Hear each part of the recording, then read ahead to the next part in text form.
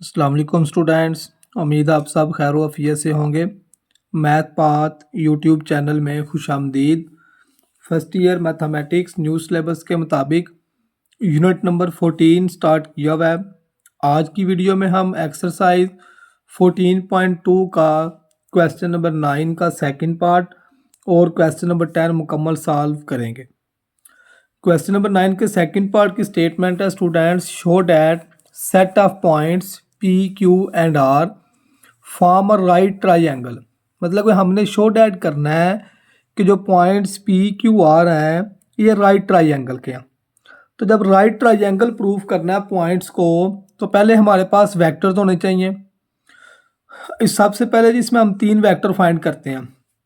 पहले हमने फाइंड किया पी क्यू को हमने किसका नाम दिया है, यू वेक्टर का। तो पी क्यू का क्या फार्मूला होगा, position vector of Q minus position vector of P. O Q को कहते हैं पोजीशन वेक्टर ऑफ क्यू और ओ पी होगा position vector of P. Q point हमें गिवन है 1 3 -1। जब इसको पोजीशन वेक्टर में चेंज करेंगे तो पहले पॉइंट के साथ आई लग जाएगा, जो वाई का है वो जे हो जाएगा और जो तीसरा उसके साथ के आ जाएगा। तो ये मैंने डायरेक्ट उसमें कर दिया, क्यू में से पी माइनस कर दिया। मतलब कि 1 में से 4 माइनस करोगे तो -3 आई आ जाएगा। 3 में से 1 माइनस करोगे तो वो माइनस माइनस प्लस होके 4 आ जाएगा और -1 -2 -3 के आ गया। इसे हमने नाम दे लिया यू वेक्टर का। अब सेकंड वेक्टर हम पी आर फाइंड करते हैं जिसे कि वी का नाम दिया हुआ है। पी आर का मतलब है कि आर में से पी माइनस करना है। Position vector of R minus position vector of P. R point को पी पॉइंट में से माइनस करें। -2 -4 -6 आई 4 और ये माइनस माइनस प्लस हो जाएगा 5j।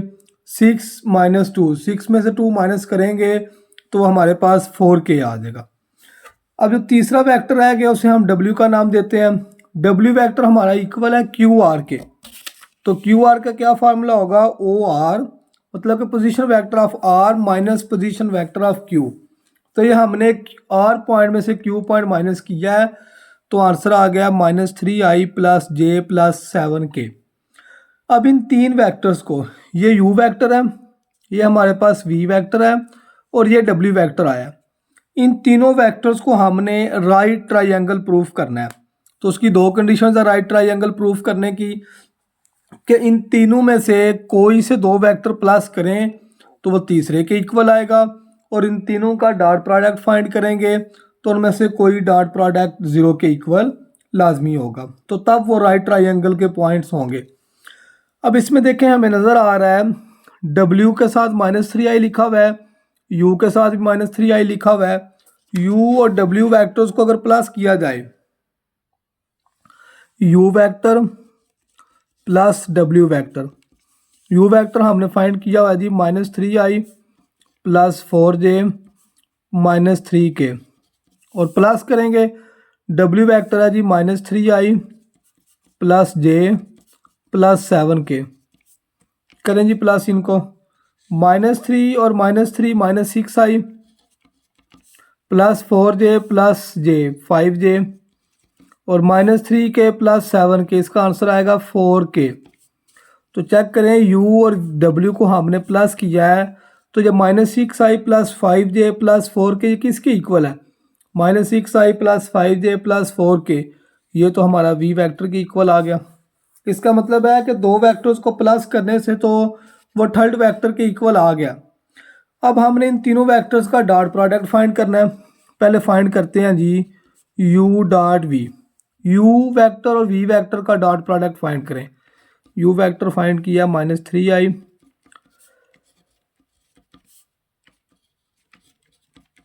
डॉट v वेक्टर की वैल्यू है जी हमारे पास -6i + 5j + 4k।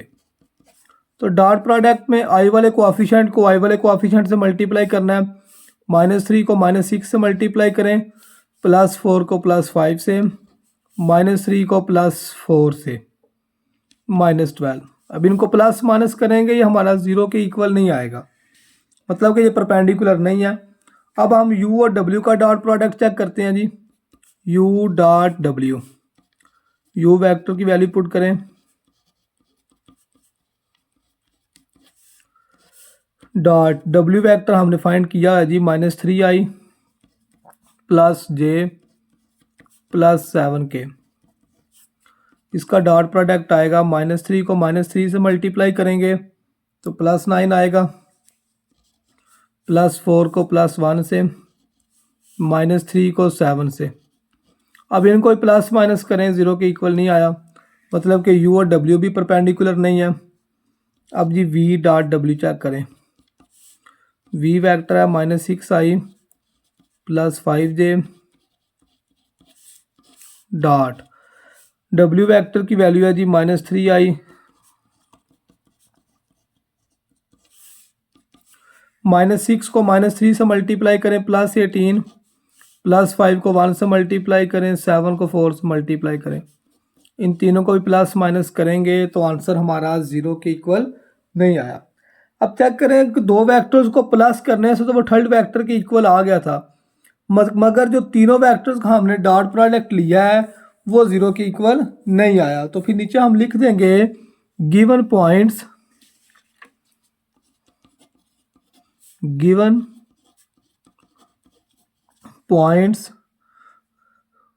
Are not form of right triangle, मतलब कि ये राइट ट्राइंगल की फॉर्म नहीं है। Given points are not the form of triangle. Right triangle लिख लें जी, उसने ट्राइंगल नहीं पूछा, राइट ट्राइंगल का पूछा हुआ। ये जी हमने शो डैट कर दिया कि जो हमें गिवन पॉइंट्स दिए हुए थे वो राइट ट्राइंगल के नहीं है। वो राइट ट्राइंगल के क्यों नहीं है? क्योंकि हमने तीनों वेक्टर्स का डॉट प्रोडक्ट फाइंड किया और किसी एक का भी डॉट प्रोडक्ट 0 के इक्वल नहीं आया। अगर ये डॉट प्रोडक्ट 0 के इक्वल आता तो फिर ये राइट ट्राइंगल होना था। नेक्स्ट है जी आज की वीडियो का लास्ट क्वेश्चन, क्वेश्चन नंबर 10, जो कि students most important long question है इस एक्सरसाइज का, इस चैप्टर का। cos alpha plus beta equal to cos alpha cos beta minus sine alpha sine beta. और इसी एक्सरसाइज 14.2 की एक एग्जाम्पल भी है। इधर हमारे पास प्लस की फॉर्म में क्वेश्चन है, मगर एग्जाम्पल में माइनस की फॉर्म में क्वेश्चन है। एग्जाम्पल भी इसकी मैं लाजमी करवाऊंगा। पहले क्वेश्चन नंबर 10 को सॉल्व करते हैं जी। हमने ये प्रूफ करना है cos अल्फ़ा प्लस बीटा जो है ये इक्वल है cos alpha cos beta minus sine alpha sine beta. और इसके लिए हमें जी डायग्राम बनानी पड़ेगी। पहले डायग्राम बना लें जी, वाई एक्सिस और एक्स एक्सिस। ओरिजिन से जी एक हम लाइन ड्रा करते हैं, एक वेक्टर ड्रा किया है जिसको नाम दे लेते हैं ओ ए का, ये ओरिजिन है। हमने एक वेक्टर ड्रा किया है ओ ए जिसके साथ एंगल क्या बन रहा है, अल्फ़ा। अब हमने दूसरा वेक्टर ड्रा करना है जिसके साथ एंगल हमारा बीटा है, तो वो हम ड्रा करते हैं जी।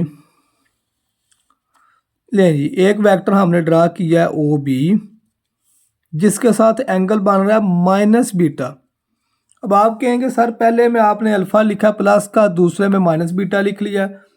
अब जो क्वाड्रेंट होता है ना, क्वाड्रेंट की जो डायरेक्शन है वो हमारे पास एंटी क्लॉकवाइज है। अब जब क्लॉकवाइज हम जाएंगे तो उसके साथ माइनस का साइन आ जाएगा। चेक करें, अल्फ़ा तो हमारा डायरेक्शन जो है वो एंटी क्लॉकवाइज शो हो रही है। अगर एंटी क्लॉकवाइज एंगल ड्रा करें तो पॉजिटिव होता है, और अगर क्लॉकवाइज अगर कोई एंगल ड्रा कर रहे हो आप क्वाड्रेंट में तो वो नेगेटिव होगा। तो इन दोनों के दरमियान एंगल क्या होगा, ए और बी के दरमियान जो एंगल है वो अल्फ़ा प्लस बीटा होगा। अब ये अल्फ़ा प्लस बीटा कैसे हो गया? अब देखें जो दोनों के दरमियान एंगल हमने ड्रा किया वो किस डायरेक्शन को शो कर रहा है, वो तो हमारी एंटी क्लॉकवाइज की डायरेक्शन शो हो रही है। तो एक तो एंगल हमारे पास अल्फ़ा है एंटी क्लॉकवाइज में, तो बीटा की डायरेक्शन को भी जब रिवर्स करेंगे तो ये माइनस बीटा प्लस बीटा में चेंज हो जाएगा। तो इसका मतलब है ए बी के दरमियान जो एंगल है वो हमारे पास अल्फ़ा प्लस बीटा है। अब इसके लिए लाइंस भी लिखेंगे जी। पहले इसके प्रूफ में लिखना होगा let O A and O B two unit vectors. O A और ओ बी जो हमने सिलेक्ट किए हैं ये हमारे पास यूनिट वेक्टर्स हैं, मेकिंग एन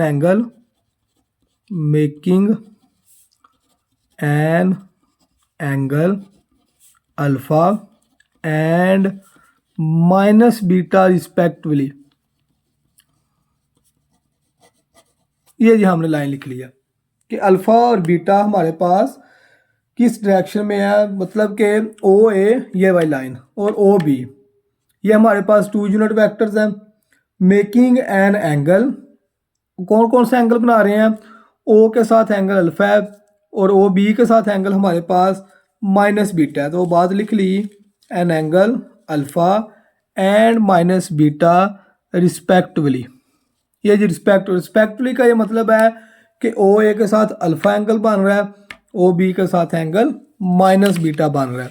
अब जिनके कोऑर्डिनेट्स को लिखना पड़ेगा, ओ ए के साथ एंगल है अल्फा, तो ये आएगा cos alpha i plus sine alpha जे। इसे इक्वेशन नंबर 1 का नाम दे लें।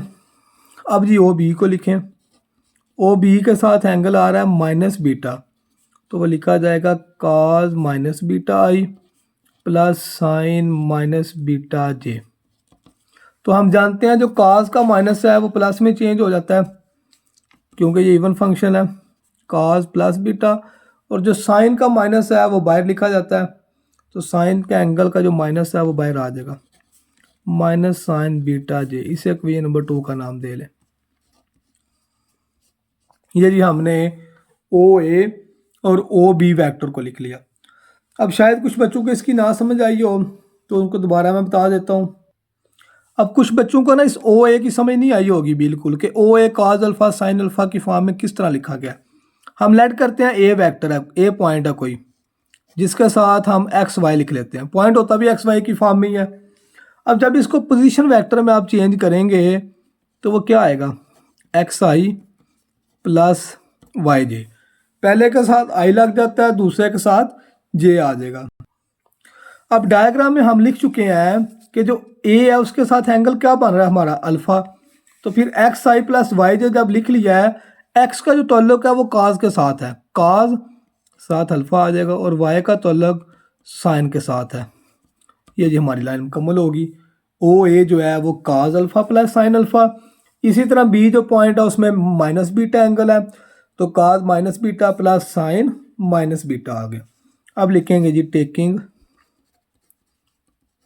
डॉट प्रोडक्ट ऑफ 1 एंड 2, 1 और 2 का डॉट प्रोडक्ट फाइंड करें जी। O A dot O B vector is equal to cos alpha i plus sine alpha j dot cos beta i minus sine beta j. ये जी हमने 1 और 2 का dot product ले लिया। अब कैसे पता चलेगा इसका डॉट प्रोडक्ट फाइंड करना है या क्रॉस प्रोडक्ट फाइंड करना है। जो कॉज वाला क्वेश्चन है उसमें हमेशा डॉट प्रोडक्ट लिया जाता है।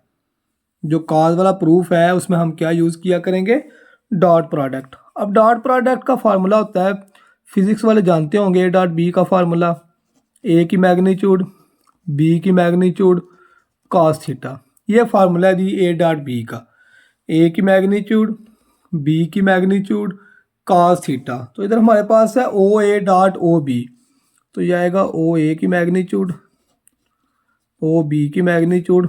अब इधर थीटा ही नहीं आएगा, इधर ए बी के दरमियान हमारा एंगल क्या आ रहा है, ये हमने लिखा हुआ है ए और बी के दरमियान जो एंगल है वो तो हमारा अल्फ़ा प्लस बीटा है, तो थीटा की जगह फिर अल्फ़ा प्लस बीटा आ जाएगा। डॉट प्रोडक्ट में आई वाले को आई से मल्टीप्लाई करना होता है, काज alpha cause beta, I dot I का आंसर 1 आता है, और प्लस को माइनस से मल्टीप्लाई करें माइनस जे डॉट जे 1, तो साथ आ जाएगा साइन अल्फ़ा साइन बीटा। अब ऊपर हम प्रूफ जब शुरू किया था तो लाइंस लिखी थी O A and O B B two unit vectors, O A और ओ बी हमारे पास 2 यूनिट वेक्टर्स हैं। तो जो स्टूडेंट्स यूनिट वेक्टर्स होते हैं उनकी मैग्नीट्यूड 1 के इक्वल है। ओ ए और ओ बी की जो मैग्नीट्यूड है वो किसके इक्वल होगी, 1 के। 1 के इक्वल कैसे आ गया है, क्योंकि ये यूनिट वेक्टर्स हैं, तो यूनिट वेक्टर की मैग्नीट्यूड 1, तो ओ ए की जगह भी 1।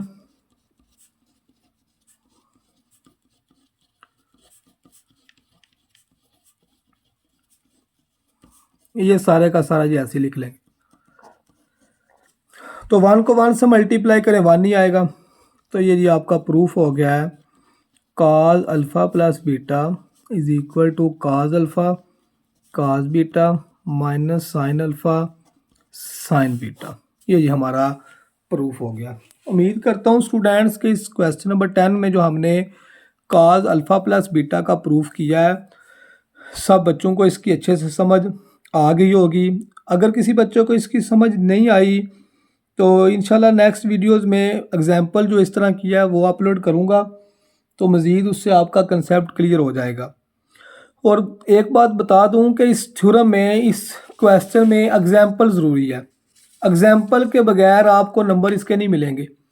एग्जाम्पल आप लोग ड्रा करेंगे तो ये सारा कुछ आपसे लिखा जाएगा, अदरवाइज़ आप कुछ भी नहीं लिख सकते एग्जाम्पल, ये डायग्राम के बगैर। सॉरी, डायग्राम इसमें ज़रूरी है जी। डायग्राम के नंबर हैं, डायग्राम ड्रा करोगे तो ये सारे का सारा प्रूफ आपसे होगा। उम्मीद करता हूँ स्टूडेंट्स के आज की वीडियो आपको अच्छी लगी होगी। वीडियो अगर अच्छी लगी है तो चैनल को लाइक और सब्सक्राइब ज़रूर कीजिएगा। अल्लाह हाफिज़।